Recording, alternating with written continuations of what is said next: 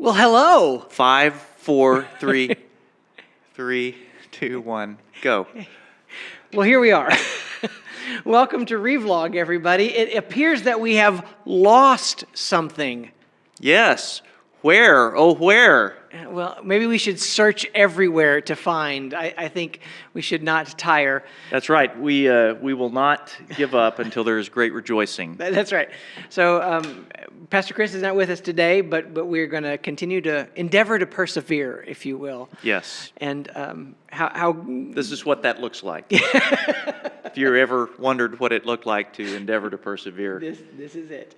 here you go. But it so happens our text today, Luke 15, 1 to 10, it's about the lost things, lost sheep and coins and pastors. So if you found our pastor, would you let us know? So this is some familiar, well-tilled ground here that we've got to. We've kind of gotten away from some of these agrarian references. Right. Even though you just made one. I did. Well-tilled ground. Thank you. Yeah, see what I did there? Yeah, I do. We're nothing if not punny. But here we go with the lost coin, the lost sheep. And the prodigal, which actually means wasteful, or ostentatiously, prodigious in spending. Wow. But we now think of it as a wanderer, Wayward, a prodigal, yes, yeah. but really does mean wasteful. So when reading this, what are some of your observations that you came up with? The context of this is actually Jesus responding to the grumbling of the Pharisees.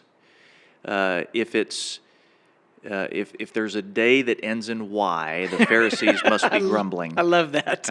And so here they are once again grumbling. And Jesus hears that and he responds with 3 stories.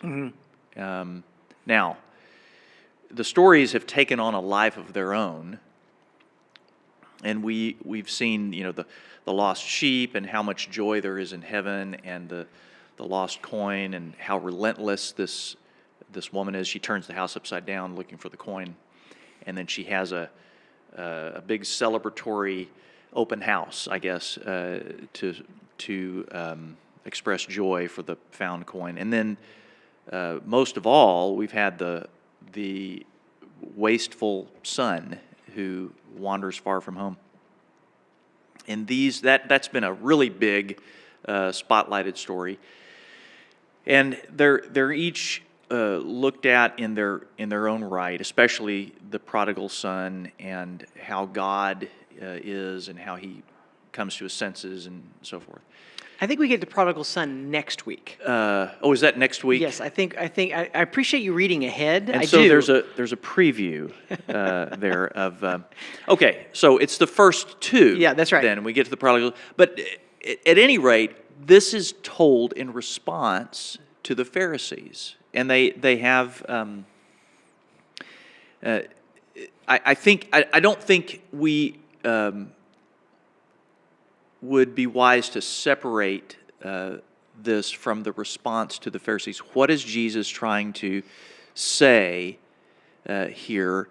The stories could stand on their own, but they're given in response to the Pharisees' negative emotions towards the way that Jesus conducts his life. I read this, and that very thing stood out to me, is that as he had finished a couple parables, then some sinners were gathering around him, some tax collectors were gathering around Jesus, and the first thing the Pharisees respond to is, look who he hangs out with. Right. And this is just a couple parables removed from the who you invite to dinner, and that you go and gather up everybody you can find, and the idea that Jesus is the gospel is for everybody, and that right. the righteous tend to fixate on the most minute and insignificant, and frankly, their mindset, the way that they view things is getting in the way of their being a part of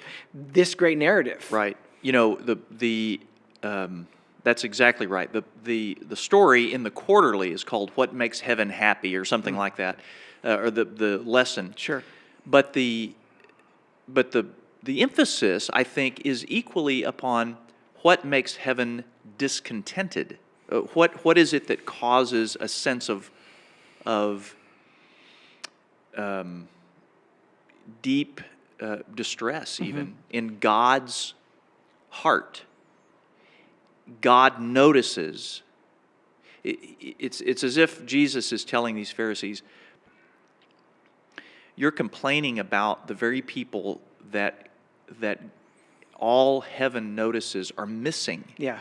Heaven notices that they're missing, and they're important to heaven, because he went right to something that they would all notice. Right.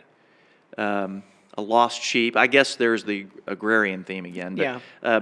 Somebody would notice, and these Pharisees, no exception to that, they would notice a lost sheep from among their flocks. That would be a very impactful Financially, piece of property yeah, that's absolutely. gone.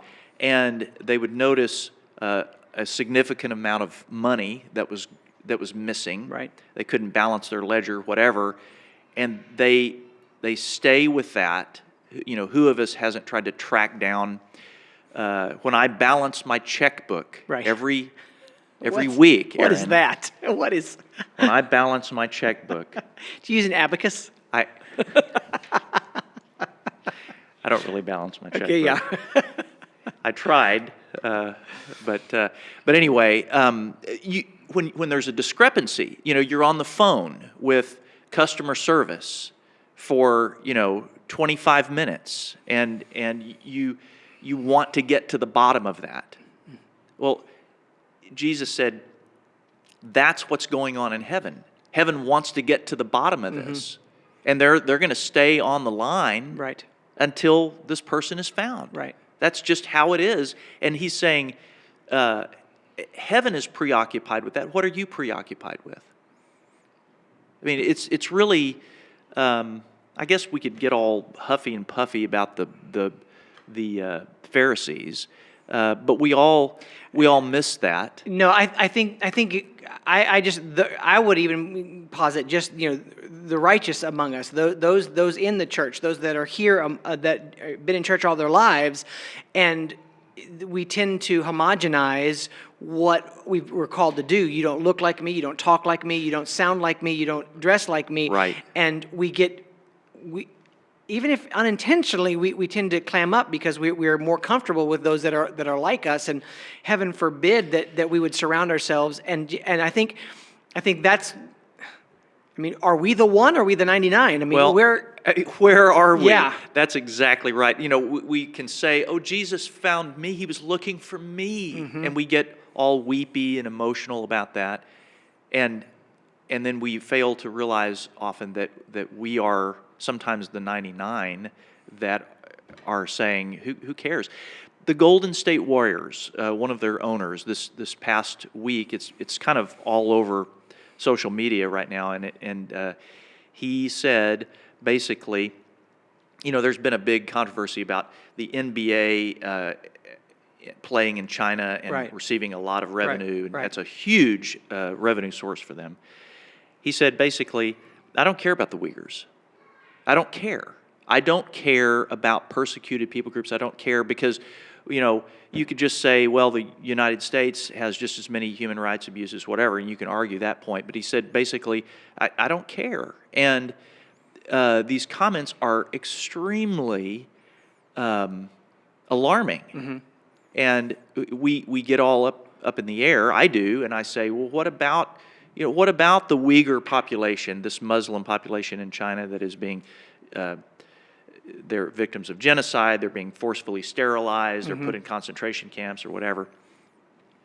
And I can get pretty righteous about this man saying, I don't care. Right. I mean, he is one of the, 1%, whatever, he's a billionaire, and he's sitting there saying, I don't care. He's an easy target for my righteous indignation. Am I that man? And yet, Am I actually him? that's right. That's right. And I mean, and so if we were to say, yes, we are indeed that man at some level, who then is God calling us to notice that we don't notice? Right. Who in our congregations, even in our congregations, who in those pews are we not seeing that we should see? Who should we pursue that we're not pursuing? And then beyond our walls, where are the communities, where are the parts of our city that we are not reaching, that Yeah. we should be reaching, that necessarily don't look like us, and then we should seek after them with a zeal and a pursuit that is so God-driven that when we find them, when we can embrace them, there can be nothing but rejoicing. Yeah.